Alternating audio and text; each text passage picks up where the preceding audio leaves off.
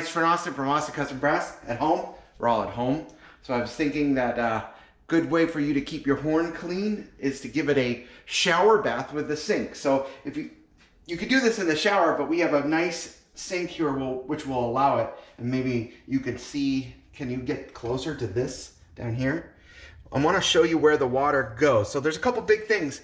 Make sure that you secure your slides before you do this, so they don't fly out while doing it. Use lukewarm water, and literally all you have to do is turn the tab on, and I'm filling the sink up, and it's going to come out the lead pipe right there. Once it's doing that, then just do each valve individually.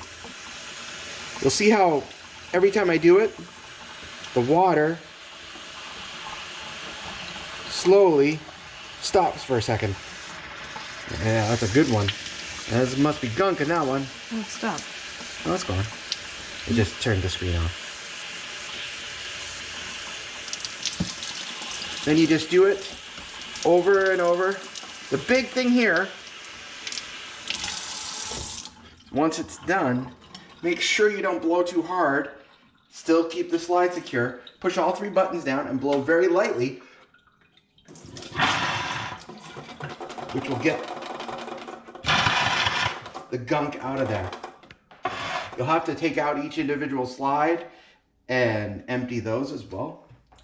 I then recommend it to dry it overnight and then reapply the oils in the morning. All right, there you go. Okay, once you've taken it back from the shower or bath, this is what I recommend for you to do overnight. And I've just set everything out with the valves out of the casings of this horn and the slides out. And I've rinsed each one of those slides individually with hot, lukewarm-ish warm water, and cleaned out the inside of each tube and done a brush through them as well. But you could see, even with the water, hold on, hopefully you could see, and that's, I'm going to look at it. It's super clean by doing that. So I'm going to let this dry overnight, and then I will finish up the video tomorrow morning with a video on how to apply the oils. And then one further step, which might help you a lot to keep your horn clean when you can't take it to the shop. Take care.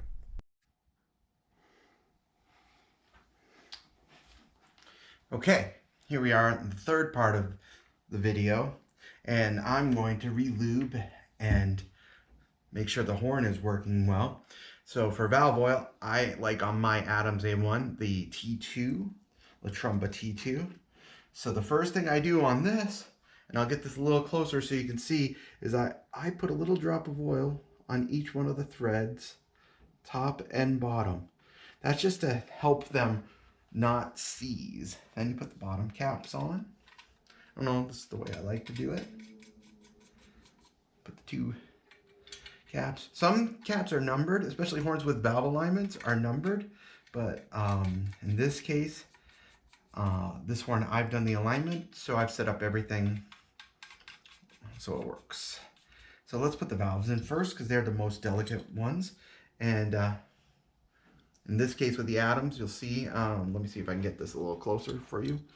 In this case, with the Adams, you'll see the 3. Sorry for the shaky cam there.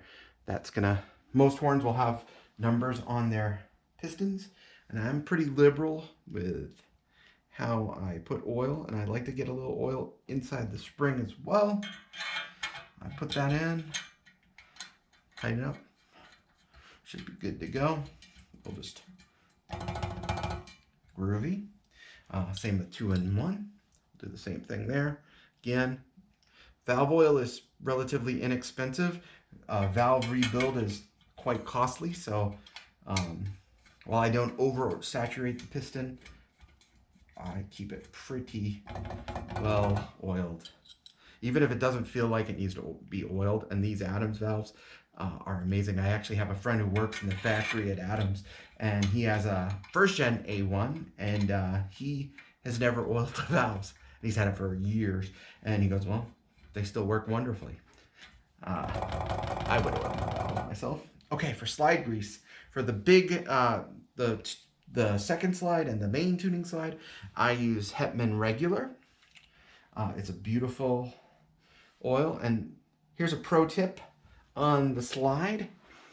Let me just make sure I've got that going. Okay, pro tip on the slide is to put the grease on the edges of the slide. That way it will coat evenly when you put it in. It should be very free. If you have a horn with a motto style water key, be sure to put oil on that Amato key. A lot of people don't, and they get stuck, and they're wondering why they get stuck. It's because they actually are a valve functionality like a piston valve. So be sure. Now, I put my second slide in backwards. I feel like the horn sounds a little bit better. Make sure that that's there. Same with the... Now, on this, I've got this new oil. Thank you, Ken Saul.